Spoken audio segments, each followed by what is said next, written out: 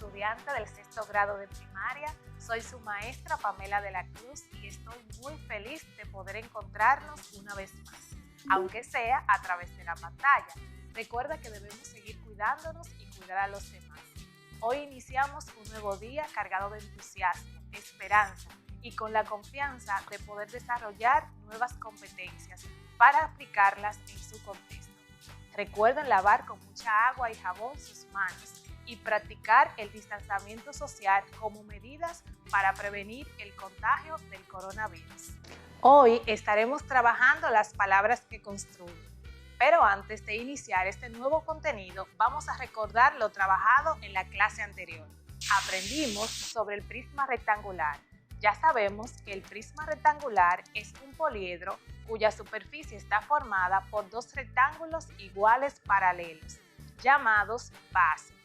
4 caras laterales, las cuales son dos rectángulos iguales. Los elementos del prisma rectangular son las bases, la altura, el vértice y las aristas. La diagonal del prisma rectangular es el segmento que une dos vértices opuestos. El prisma triangular es un poliedro con base triangular y 3 caras que unen los lados correspondientes. El cubo es un poliedro formado por 6 caras cuadradas congruentes. También es denominada como uno de los sólidos platónicos. La pirámide es un poliedro formado por un polígono simple llamado base. El volumen es el espacio que ocupa un cuerpo. Muy bien, ¿cuánto aprendizaje que tuvimos? Pues continuamos aprendiendo y hoy vamos a trabajar en la semana 1, día 3 del cuadernillo número 3. Hasta ahora hemos estado trabajando sobre la construcción de casas y la forma que puede tener alguna de las casas que se asemejan a los cuerpos geométricos, como las casas cuadrangulares, triangulares o rectangulares. ¡Qué emocionante nuestro aprendizaje! ¿Sabes que en la construcción de casas utilizamos palabras diferentes a las que usamos comúnmente en la escuela y en nuestras casas? Le llamamos un vocabulario especializado para diferentes oficios y profesiones. Piensa un poco y observa con detenimiento. ¿De qué materiales está hecha tu casa? Pregunta a tu papá, a tus tíos, a un vecino, o mejor, si conoces un maestro constructor, pregúntale si puede decirte con certeza el nombre correcto de los materiales utilizados. ¿Ya hiciste la lista de los materiales utilizados para construir tu casa? Muy bien, vamos a ver si tu lista coincide con la mía. Tenemos los siguientes materiales de construcción: pared, arena, cemento, ladrillo, madera, chimenea, piso, teja, azulejo, callejón, gravilla, bloc, arena de empañete, arena de pegar bloc, varilla, escalera, columna, balcón, pasillo, puerta, chapa, piedra, cana, techo, fachada, baño, pintura, balaustre, hierros. ¿Verificaste si te faltan algunas palabras? Es importante conocer estas palabras ahora que estamos profundizando nuestra comprensión sobre los materiales con los que está construida nuestra casa y así estar más seguro de lo que vamos a aprender. Si te das cuenta, en las palabras que escribimos, hay palabras que se relacionan con la construcción y hay otras que se relacionan con la casa en sí. Las palabras que se relacionan en un marco conceptual común se le denomina campo semántico. Ejemplo, materiales de construcción serían arena, cemento, bloc, gravilla, azulejo, teja, entre otros. Las palabras que utilizamos para expresarnos oralmente y por escrito tienen características distintas.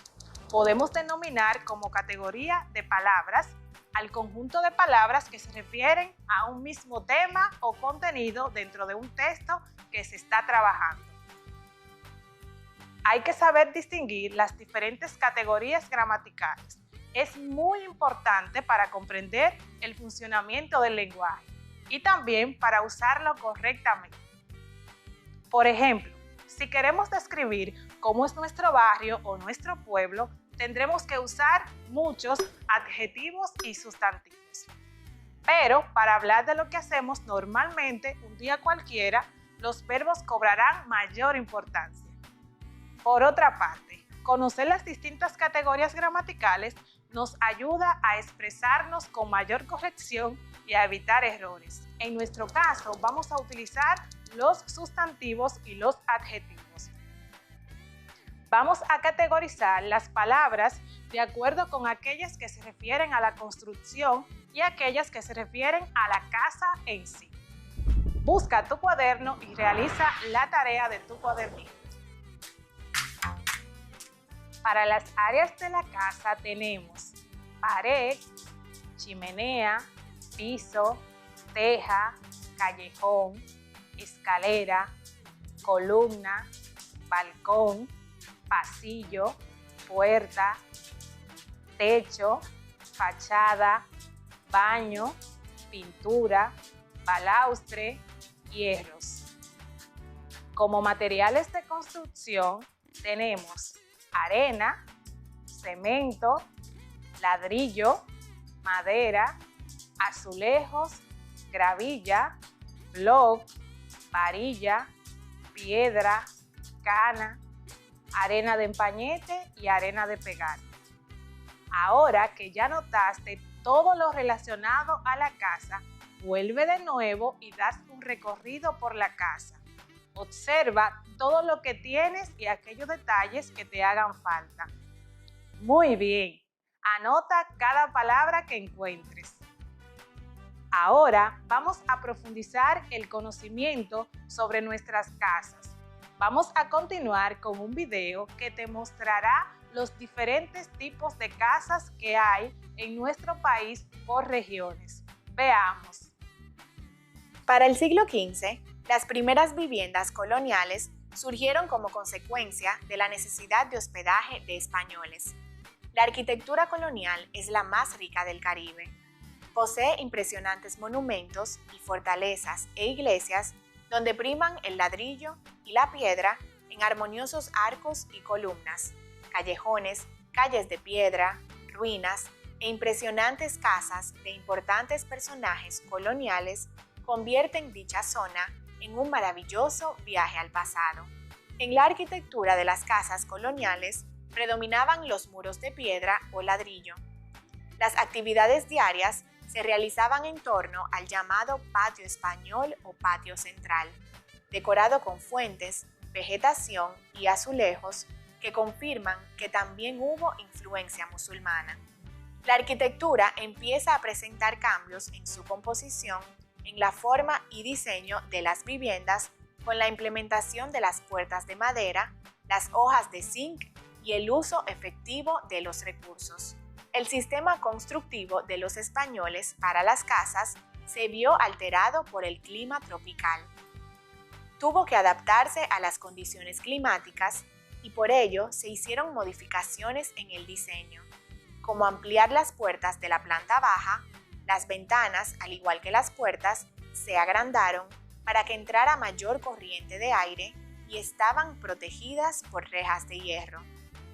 Se crearon logias alrededor del patio central. En la planta alta se crearon balcones con arcos para la protección contra la radiación solar, cubiertas a dos aguas y muros de mampostería de piedra o ladrillo. Las zonas húmedas del país, como Santo Domingo, Moca, La Vega, Santiago, San Francisco de Macorís, Cotuí y Yamasá, eran ricas en palma real, donde el tronco proporciona las tablas y las yaguas utilizadas para entablar y cobijar las viviendas. En los campos de la provincia de Santiago, ubicada en la parte noroeste de la isla, es beneficiada por condiciones ambientales particulares. las viviendas eran más holgadas y además estaban entabladas de palma, cubiertas de yaguas. El techo de yagua, lámina aportada por la palma real, tenía la ventaja de que escurría el agua con facilidad, lo cual resultaba muy favorable para estas zonas lluviosas. La cana, obtenida de la palma de ese mismo nombre, era más común en los techos levantados en las zonas secas. Este material resultaba ser muy duradero por el espesor con que se elaboraba ese tipo de techo. En la región norte del país destaca principalmente la arquitectura victoriana de Puerto Plata, que se encuentra representada en el casco histórico de esta provincia y que está formado por un conjunto de pintorescas casas de techos inclinados, colores pasteles, amplios balcones y ricos detalles en madera labrada. Las características fundamentales eran la elaboración de la madera en forma artística para la construcción de viviendas. A partir de este momento, Puerto Plata definió claramente su estilo arquitectónico, evolucionando hasta lo que tenemos hoy en día como nuestro patrimonio. En la región sur, la cual se caracteriza por tener zonas de escasas precipitaciones, se utilizó de la palma cana las pencas requeridas para el techado. En esta zona, en el caso de Azua y Baní, también se empleó el yarey, tanto en la techumbre como en el entablado. Esta especie de palma, casi extinta actualmente, proveía una madera definida por su durabilidad. Los tejados de paja es el material local usado con frecuencia en cubiertas, las cuales son colocadas en capas de forma que el agua se elimine lejos de la cubierta interna. La madera formó parte importante en las construcciones de las casas vernáculas, que son aquellas que se constituyen como la tradición regional más auténtica. Esta arquitectura nació entre los pueblos autóctonos de cada región, como una respuesta a sus necesidades de habitar. Se caracteriza por ser rectangular, dividida en sentido transversal, compuesta por sus habitaciones, sala, comedor, dormitorios y servicios. Vanos de las fachadas frontal y posterior cerradas por puertas y los laterales por ventanas. Cubierta de zinc a dos aguas proyectadas hacia la parte delantera y trasera. Algunos factores por los cuales se utilizó este material en el clima tropical es que es un material muy resistente y conocido como aislante térmico en la edificación, principalmente en paredes y cubiertas. ¿Te gustó el video que hemos visto? Es muy divertido aprender sobre nuestro entorno. Nos vemos en breve. Bienvenidos de nuevo a la clase. Este año continuamos adquiriendo diferentes conocimientos. Espero que sigan incorporando estos conocimientos a su contexto y lo apliquen. Ahora vamos a trabajar la actividad 6 del día 3 del cuadernillo número 3. En la clase anterior observamos un video. ¿Te acuerdas? Vamos a ver. ¿Qué tipos de casas de la República Dominicana viste? ¿Todas eran iguales? Quiero que ahora me describas cada una de las casas que viste en el video. Pero, ¿sabes qué es una descripción? ¿Recuerdas cuando lo trabajaste en grados anteriores? Vamos a ver. Una descripción es la acción y efecto de describir. Esto es, de explicar o representar detalladamente por medio del lenguaje los rasgos característicos de un objeto, persona, lugar, situación o acontecimiento. La descripción tiene como objetivo crear en el oyente o lector una imagen mental del asunto referido en su ausencia. Gramaticalmente, la palabra descripción es un sustantivo femenino. También es una herramienta del discurso que nos permite exponer o hacer del conocimiento de alguien una información en particular acerca de un objeto, espacio, situación, idea, persona o animal. Las descripciones pueden variar de tipo según la función que tenga en el contexto de la comunicación, ya sea ámbitos científicos, literarios, publicitarios, analíticos, entre otros. Existen diferentes tipos de descripción, entre los cuales mencionaremos solo los más comunes. Descripción objetiva. La descripción objetiva o denotativa tiene como finalidad transmitir una información y exponer la realidad tal cual es. La descripción subjetiva. La descripción subjetiva o connotativa es aquella en la que se otorga una carga emocional a las descripciones y predomina las valoraciones personales. Descripción de persona o prosopografía, también conocida como descripción física.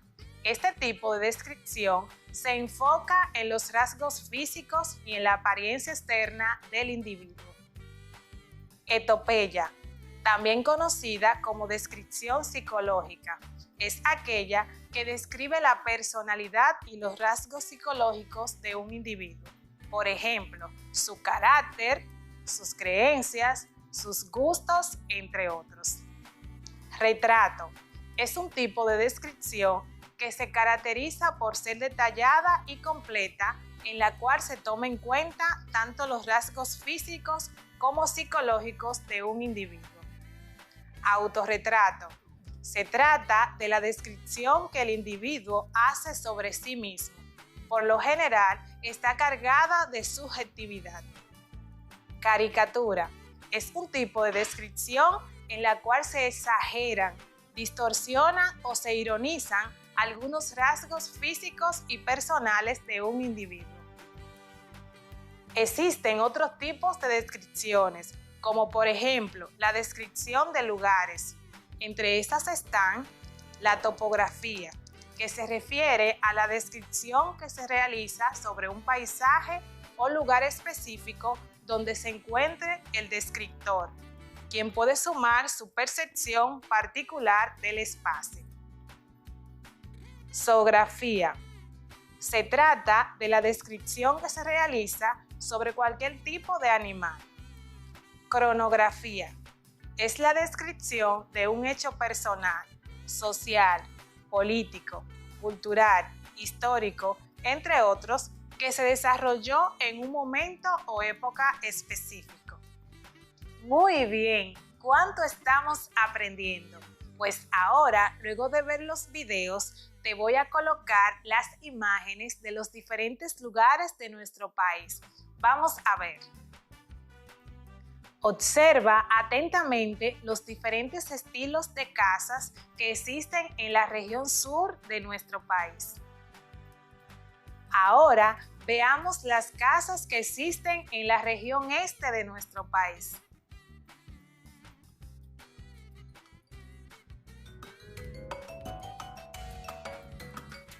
¿Qué te parecen las hermosas casas construidas con madera de la región norte? Veamos las hermosas casas o monumentos coloniales.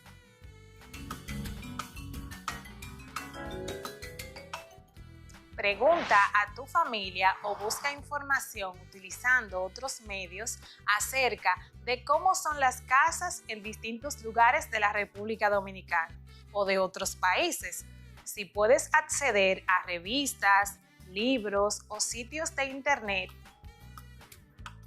analiza las imágenes para encontrar cómo son las casas.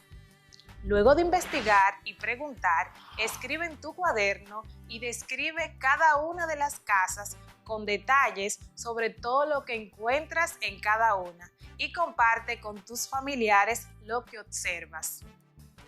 Te voy a mostrar algunos ejemplos.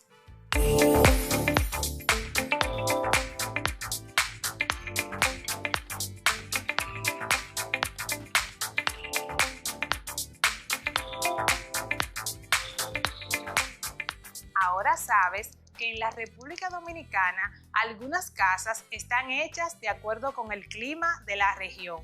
Ahora vamos a hacer un cuadro comparativo como te lo enseñó la maestra Wendy. Los títulos de las columnas son características de viviendas de un clima frío, características de las viviendas en clima húmedo, características de las viviendas en clima cálido y seco. Para hacer los títulos de las filas utilizarás las siguientes descripciones: formas de las casas, techo, materiales, tipos de climas, cómo deben ser las casas. Como información general, es bueno que sepas que los techos planos son recomendables para las casas ubicadas en zonas con clima cálido y seco. Los inclinados son útiles para las casas ubicadas en zonas muy lluviosas. También son adecuados para los lugares donde nieva. En zonas cálidas y húmedas, los techos de las casas suelen estar inclinados y tienen aleros para protegerse del sol y las lluvias. Puedes tomar esta información para realizar el cuadro. Muy bien, vamos a ver lo que hemos aprendido hasta ahora. Una descripción es la acción de explicar o representar detalladamente por medio del lenguaje los rasgos característicos de un objeto, persona, lugar, situación o acontecimiento. La descripción tiene como objetivo crear en el oyente o lector una imagen mental del asunto referido en su ausencia. Gramaticalmente, la palabra descripción es un sustantivo femenino. También es una herramienta del discurso que nos permite exponer o hacer del conocimiento de alguien una información en particular acerca de un objeto, espacio, situación, idea, persona o animal.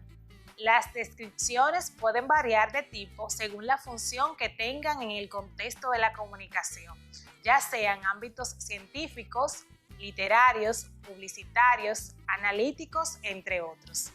Existen diferentes tipos de descripción, como son descripción objetiva. La descripción objetiva o denotativa tiene como finalidad transmitir una información y exponer la realidad tal cual es. Descripción subjetiva. La descripción subjetiva o connotativa es aquella en la que se otorga una carga emocional a las descripciones y predominan las valoraciones personales. Descripción de persona o prosopografía, también conocida como descripción física. En estas están la etopeya, también conocida como descripción psicológica. Es aquella que describe la personalidad y los rasgos psicológicos de un individuo. Por ejemplo, su carácter, sus creencias, sus gustos, entre otros. Retrato es un tipo de descripción que se caracteriza por ser detallada y completa, en la cual se toma en cuenta tanto los rasgos físicos como psicológicos de un individuo. Autorretrato. Se trata de la descripción que el individuo hace sobre sí mismo. Por lo general, está cargada de subjetividad. Caricatura. Es un tipo de descripción en la cual se exageran, distorsionan o se ironizan algunos rasgos físicos y personales de un individuo. Existen otros tipos de descripciones, como por ejemplo, la descripción de lugares. Entre esas están la topografía, que se refiere a la descripción que se realiza sobre un paisaje o lugar específico donde se encuentre el descriptor, quien puede sumar su percepción particular del espacio. La zoografía se trata de la descripción que se realiza sobre cualquier tipo de animal. La cronografía es la descripción de un hecho personal, social, político, cultural, histórico, entre otros, que se desarrolló en un momento o época específico. Continuamos avanzando y vamos a hacer un croquis. ¿Sabes qué es un croquis? ¿Te acuerdas cuando lo vimos en el primer cuadernillo? Pues ahora tienes que poner tus conocimientos a prueba. Escribe en tu cuaderno lo que recuerdes sobre el croquis. Muy bien, pues te voy a refrescar la memoria. El croquis es la representación gráfica de un espacio, el cual se realiza sin la necesidad de utilizar un instrumento. Este es usado mayormente en arquitectura para representar la idea de un proyecto. Se hace a mano sin utilizar ningún instrumento. Su importancia radica en que nos permite ubicar los objetos con medidas aproximadas o exactas, en algunos casos del lugar que deseamos ubicar. Existen diferentes tipos de croquis y estos son topográficos. Son aquellos que representan un terreno o un país imitando el punto de vista de los mapas. Panorámicos. Son aquellos que reproducen el punto de vista del dibujante. Es una fotografía mental. Didácticos. Son croquis utilizados con finalidad educativa. Le permiten al estudiante determinar las líneas o intervenir en lo representado. Croquis de ideación. Son aquellos que se realizan desde cero, permitiendo el flujo de la imaginación. Artísticos. Este tipo de croquis trata de bocetos de un objeto o modelo que se desea copiar en papel. El croquis se caracteriza por su realización a mano alzada, sin elementos de precisión por su rápida realización con líneas simples y detalles generales. Debe ser lineal y esquemático, a lo sumo sombreado. Debe ser limpio, claro, preciso y dar una imagen completa de lo que se busca. Debe obedecer al gusto o al interés de quien lo realiza, pues se trata de un dibujo libre. ¿Creen que pueden realizar un croquis del parque más cercano a sus casas? Te doy una idea. Puedes pedirle a un familiar que tome una fotografía con su teléfono celular por ti y esta puede ayudarte a la hora de realizar el croquis. Adelante, verás que es muy divertido aprender de esta manera. En este momento vamos a crear un croquis del espacio que utilizas para estudiar. Recuerda los elementos que debes considerar al momento de dibujarlo. Muy bien. Ahora vamos a realizar la actividad 6. Realiza 3 croquis de casas que se diferencien según el lugar donde están construidas. En una zona muy fría donde nieva mucho. En una zona cálida y con muchas lluvias. En una zona cálida y seca. Existen diferentes tipos de croquis para representar una casa. El plano, la vista de frente y la vista en perspectiva. En esta tarea te pedimos realizar croquis de frente como las imágenes 2 y 3 o en perspectiva como las imágenes 1 y 4. Anota debajo de cada uno de los croquis el clima para el cual la has diseñado. Lo estás haciendo muy bien. Nos vemos en breve. La clase de hoy está siendo muy divertida y entretenida. ¿Te está gustando? Pues seguimos adquiriendo nuevos conocimientos. ¿Qué recuerdas de lo trabajado en la clase anterior? Aprendimos sobre la construcción de nuestra casa y de ahí pasamos a la gran casa común de todos los dominicanos, nuestra querida República Dominicana. ¿Recuerda que estamos conmemorando las fiestas patrias? ¿Verdad que sí? ¿Recuerdas cuando trabajamos y analizamos el himno nacional? ¿Sí o no?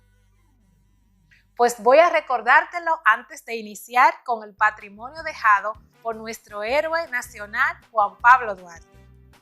Nuestro himno nacional, el escudo y la bandera son tan importantes que hay leyes que penalizan y sancionan el uso inadecuado de los símbolos patrios. La que más tiempo se ha mantenido en vigencia es la ley número 360, promulgada en fecha 13 de agosto de 1943.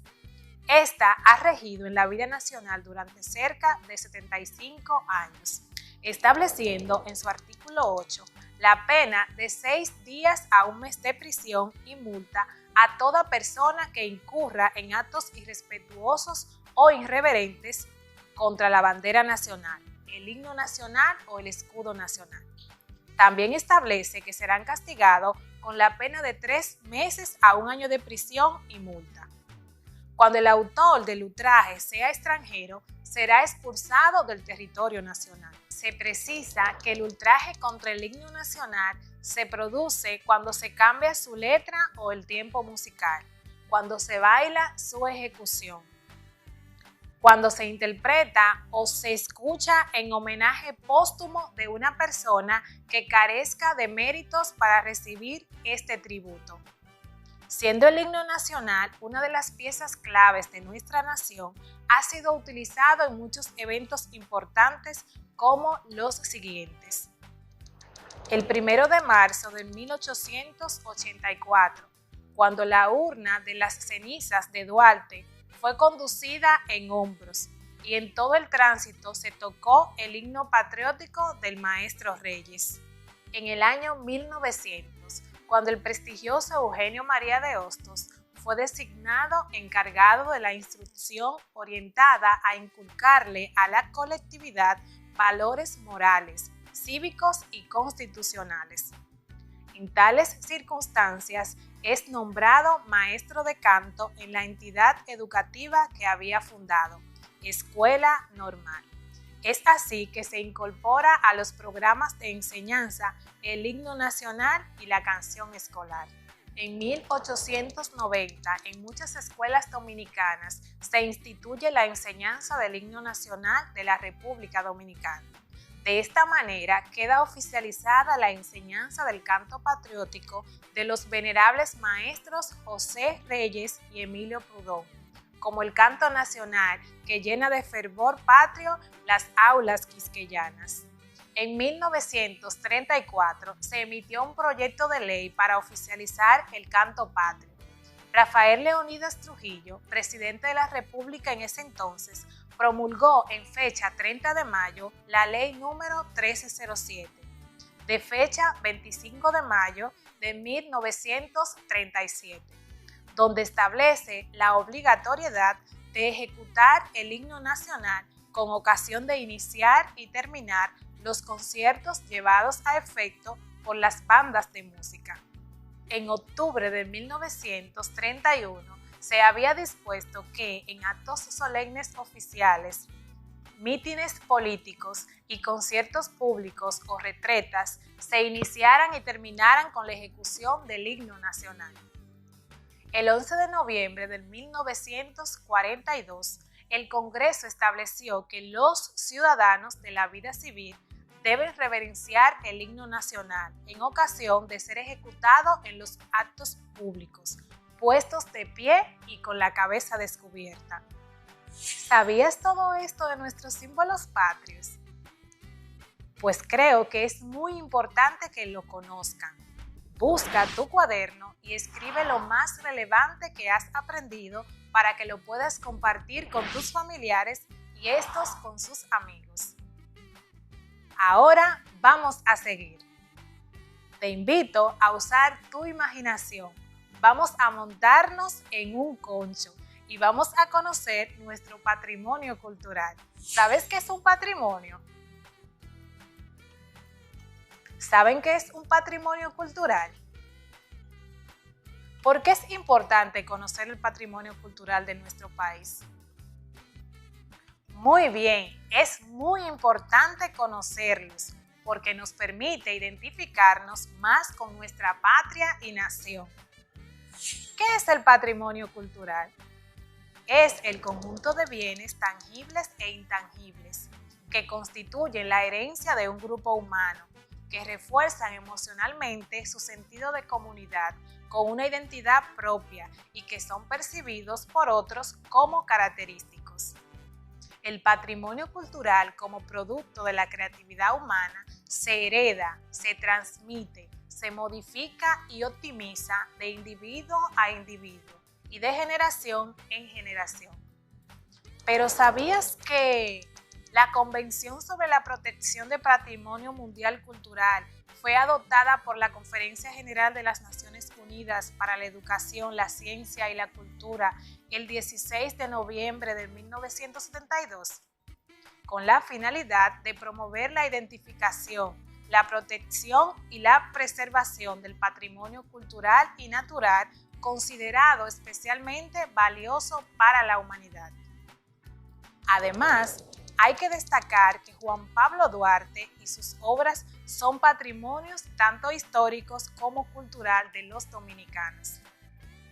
El haber sido la primera palanca para conquistar la soberanía nacional no impidió que Juan Pablo Duarte desarrollara múltiples actividades culturales, donde se destacan su profunda afición al teatro, que luego se convertiría en vehículo de propaganda política con la creación de la Filantrópica. La literatura también estuvo entre sus pasiones y fue un desahogo en los tiempos más turbulentos de su vida. Además de los aportes del propio prócer, que permanecen imborrables aún después de su desaparición física, su imagen y sus aspiraciones se han transformado en arte y en cultura, que se muestran tangibles en sus bustos, estatuas, pinturas, dibujos y esculturas, o intangible en obras de teatro, himnos y canciones que han surgido de la creatividad popular. Escribe en tu cuaderno la definición sobre patrimonio cultural y su importancia en las personas. Juan Pablo Duarte nos dejó un legado cultural muy valioso, el cual está estrechamente ligado a nuestra soberanía como nación.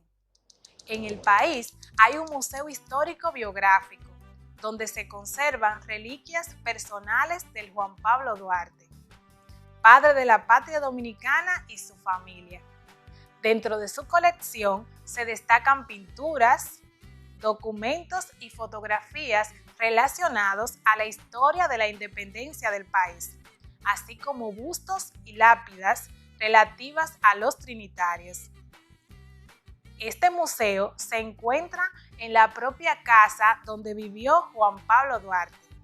La casa fue construida alrededor de los años 1860. Originalmente contaba con una sala de recibo, 4 dormitorios y otras dependencias. La edificación de un solo piso, gruesas paredes y techos muy altos, cuenta con 3 salas de exposición. Qué interesante conocer algunas de estas novedades dominicanas que nos ayudan a conocer mejor nuestro país. Ahora les invito a completar las siguientes preguntas escribiendo falso o verdadero según corresponda. A partir de lo que has escuchado, la Filantrópica es parte del legado cultural que nos dejó Juan Pablo Duarte. ¿Falso o verdadero? El Instituto Duartiano forma parte de nuestro patrimonio cultural. ¿Falso o verdadero? Las obras de Juan Pablo Duarte son parte del patrimonio cultural de la República Dominicana. ¿Falso o verdadero? En la Filantrópica se desarrolló la cultura como eje central. ¿Falso o verdadero? Como elemento del patrimonio cultural de la época de Duarte, aún en la actualidad tenemos sus memorias escritas. ¿Eso es falso o verdadero? Muy bien. Estas son algunas de las cosas importantes que podemos conocer sobre nuestro patrimonio. Recuerda que patrimonio cultural es el conjunto de bienes tangibles e intangibles que constituyen la herencia de un grupo humano, que refuerzan emocionalmente su sentido de comunidad con una identidad propia y que son percibidos por otros como característicos. El patrimonio cultural, como producto de la creatividad humana, se hereda, se transmite, se modifica y optimiza de individuo a individuo y de generación a generación. La Convención sobre la Protección del Patrimonio Mundial Cultural fue adoptada por la Conferencia General de las Naciones Unidas para la Educación, la Ciencia y la Cultura el 16 de noviembre de 1972, con la finalidad de promover la identificación, la protección y la preservación del patrimonio cultural y natural considerado especialmente valioso para la humanidad. Juan Pablo Duarte y sus obras son patrimonios tanto históricos como cultural de los dominicanos. Hay que destacar que el hecho de haber sido la primera palanca para conquistar la soberanía nacional no impidió que Juan Pablo Duarte desarrollara múltiples actividades culturales, donde se destacan su profunda afición al teatro, que luego se convertiría en vehículo de propaganda política con la creación de la filantrópica. La literatura también estuvo entre sus pasiones y fue un desahogo en los tiempos más turbulentos de su vida. Además de los aportes del propio prócer, que permanecen imborrables aún después de su desaparición física, su imagen y sus aspiraciones se han transformado en arte y en cultura, que se muestra tangible en sus bustos, estatuas, pinturas, dibujos y esculturas, o intangible en obras de teatro, himnos y canciones que han surgido de la creatividad popular. Juan Pablo Duarte nos dejó un legado cultural muy valioso, el cual está estrechamente ligado a nuestra soberanía como nación. Recuerda escribir en tu cuaderno la definición sobre patrimonio cultural y su importancia en las personas. En la próxima clase vamos a continuar conociendo otros patrimonios importantes de nuestro país. Nos vemos en breve. No te vayas de ahí.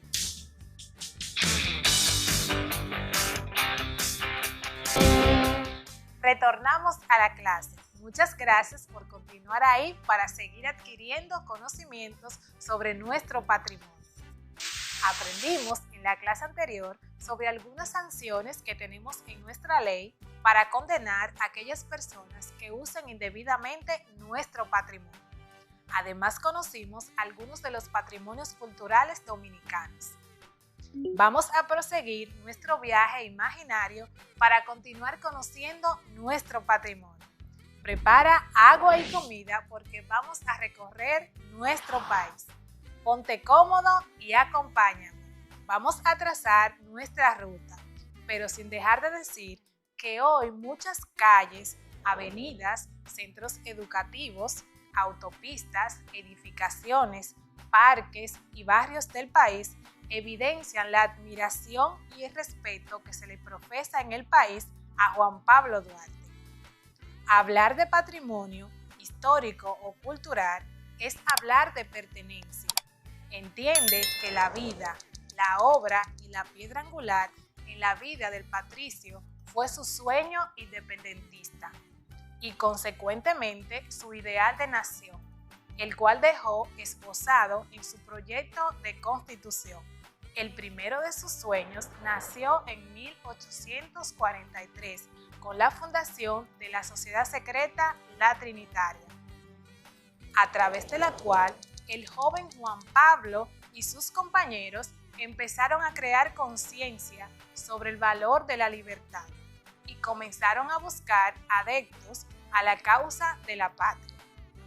Sin embargo, por la represión, debieron idear otros métodos proselitistas como el teatro, bajo el lema de la paz, unión y amistad. Aquí surge la Sociedad La Filantrópica, que no fue secreta, sino un apéndice público de la Trinitaria, según los teóricos que conocen a profundidad la vida del prócer. En la nueva organización se desarrolló la cultura como el eje principal. Entiende que la creación de la filantrópica y luego de la dramática evidencia el espíritu revolucionario de Duarte, quien desde joven entendió el arte y la cultura como herramienta valiosa de su lucha. Ningún otro político en la historia ha pensado en la cultura como fuente de desarrollo real. Tuvo un concepto práctico y entendió qué era lo que había que hacer. Vislumbró, gracias a la educación y a sus viajes por Europa, el valor de una sociedad cultural que fomentara la creatividad y a la vez promoviera sus ideas. La obra más representada fue Roma Libre, del italiano Vittorio Alifera, escritor de tragedias que proponían un ideal de voluntad y heroísmo. Además, la filantrópica representó La viuda Padilla, de Francisco Martínez de la Rosa, y Un día del año 23 en Cádiz, de Eugenio Ochoa. Aunque Santo Domingo era el centro operacional, Duarte trasladó sus ideas a otros puntos del país con ayuda de sus hermanos. Crearon un frente cultural de masas para lograr el desarrollo del pensamiento político mediante el desarrollo cultural. Pasión literaria. La lucha independentista y las dificultades que de ella se desprendieron mantuvieron a Juan Pablo Duarte gran parte de su vida en el exilio, sumido en la tristeza. Esas circunstancias no evitaron el fluir de su genio literario. El historiador Mariano Lebrón Saviñón, en Heroísmo e Identidad, Duarte, libertador, romántico y poeta, deja en claro que Duarte no fue un gran poeta, pero destaca lo admirable de su cultura humanística y su formación personal, sus estudios de piano y guitarra, su talento para las matemáticas y su pasión por la historia. Era fiel seguidor del romanticismo, movimiento que floreció en su época y del que se impregnó en sus viajes y lecturas.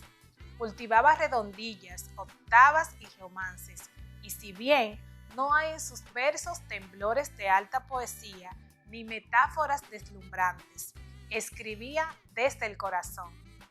La mayoría de sus poemas reflejan su angustia, pues encontraba en el verso consolador desfogue. Dice Lebrón Saviñón, aunque su producción literaria fue escasa, su obra y pensamiento han inspirado a otros. Muy bien, hasta aquí hemos visto la faceta literaria y de teatrista de Duarte. Anota en tu cuaderno lo más importante de Duarte para ti. Continuamos avanzando y entramos al Museo Casa Duarte. Fue el hogar del prócer de la patria Juan Pablo Duarte, quien nace en 1813 y en honor a él fue declarada su casa, no solo como patrimonio de la humanidad por estar en el lugar en que se encuentra, sino también como museo de historia de la vida del prócer mártir Juan Pablo Duarte. La Casa Duarte se encuentra en la zona colonial. Creado en 1966 por un grupo de historiadores dominicanos, los cuales son seguidores fieles de los ideales políticos y sociales de Juan Pablo Duarte. El Museo Casa Duarte fue inaugurado el 26 de enero del 1967 con el objetivo de exhibir al público las diferentes etapas, obras y aportes de Duarte a la República Dominicana, a través de retratos, fotografías, libros, manuscritos, pinturas y objetos que pertenecieron al patricio y a la familia Duarte. En este local se encuentran importantes piezas de Juan Pablo Duarte. Entre ellas se destacan el acta de bautismo de Duarte, quien fuera bautizado el 4 de febrero de 1813. También se encuentra la urna que guardó sus restos, pinturas, retratos, proyectos de constitución, pinturas sobre la fundación de la Trinitaria, entre otros objetos y documentos importantes para la ilustración histórica que nos permite conocer mejor a Juan Pablo Duarte y a su familia. Vamos a ver ahora las funciones generales del Museo Casa Duarte. Entre las principales funciones del Museo Casa Duarte o Instituto Duartiano se encuentran las siguientes: promover la reverencia y el debido respeto a la memoria de Juan Pablo Duarte y los próceres de la Restauración, así como también los valores aportados por Duarte a la patria dominicana. Aprobar los retratos, estatuas, bustos y otras imágenes que tengan que ver con la vida de Juan Pablo Duarte, para uso en monumentos públicos, oficinas nacionales y municipales, también escuelas, billetes de banco, sellos de correos, cuadernos y publicaciones oficiales o privadas. Organizar la realización y la investigación de los estudios históricos, filosóficos y políticos con respeto a la personalidad y a la acción pública y privada de Duarte y demás héroes de la patria, como lo fueron Mella, Sánchez, Luperón, entre otros. Organizar actos, certámenes, publicaciones, conferencias y otras actividades encaminadas a conmemorar con solemnidad las efemérides del 26 de enero, 27 de febrero, 16 de julio, 16 de agosto, 6 de noviembre y otras fechas de celebración nacional en el país y en el extranjero, a fin de consagrar para una mayor conciencia ciudadana los días del calendario patriótico, así como también las fechas de natalicio de los demás héroes patrióticos. Fundar y organizar museos, exhibiciones, archivos, registros, documentales y bibliográficos, iconografía, numismática, filatelia y otras actividades relacionadas con el padre de la patria y demás próceres dominicanos. Formar e instalar centros duartianos en el territorio nacional y propiciar filiales duartianos en el extranjero, y por tanto, dichas entidades serán consideradas apéndices del instituto. Ahora nos vamos a dirigir muy cerquita del Instituto Duartiano y vamos a conocer el Museo de Cera inaugurado en 2017. Es el primer museo de cera de República Dominicana. Muestra la vida y la época de uno de los héroes más queridos de la independencia del país, Juan Pablo Duarte.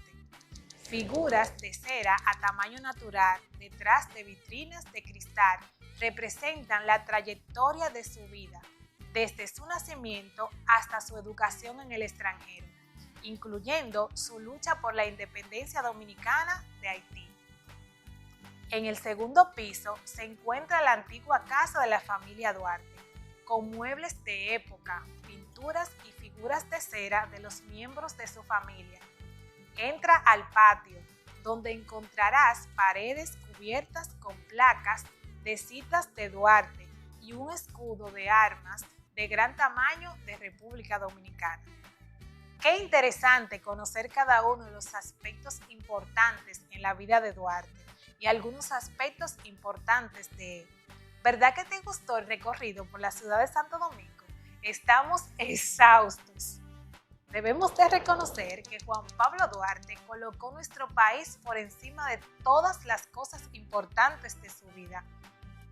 Muy bien, continúa aprendiendo y conociendo de este gran prócer dominicano. Ahora vamos a buscar en esta sopa de letras algunos de los conceptos que hemos trabajado de la vida de Duarte y el patrimonio cultural dominicano. Te invito a que las encuentres. Patrimonio. Escudo. Bandera. Duarte. Casa de cera. Patriotismo. José Reyes. Filantrópica. Trinitaria. Roma Libre. Prócer. Museo. Ideales. Emblemas.